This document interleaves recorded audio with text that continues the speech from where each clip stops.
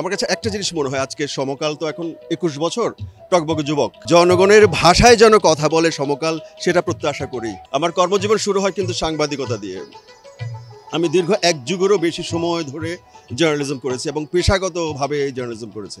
তো এই পেশার প্রতি আমার আলাদা একটা টান, অনুভব, ভালোবাসা বরাবরই আছে। আমি রেগুলার খবর দেখি, পত্রিকা পড়ি এবং অনলাইনে না দেখলে নিজেকে কেমন যেন পুরনো মনে হয়। আমার কাছে একটা জিনিস মনে হয়, আজকে সমকাল তো এখন 21 বছর, টকবকে যুবক।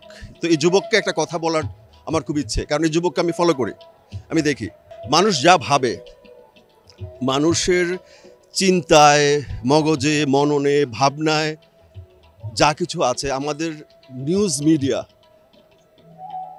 সেটা অনুসরণ করে না বহুদিন থেকে। আমি এই টকবকে যুবক সমকালের কাছে আশা করব মানুষের কথা যেন বলে। মানুষ কিন্তু, জনগণ কিন্তু বুঝিয়ে দেয়। জনগণের ভাষা যদি না পড়া যায়, আমার কাছে মনে হয় মিডিয়া তখন মিডিয়া হয়ে ওঠে না। মিডিয়া তো হয়ে ওঠে জনগণের ভাষা নিয়ে।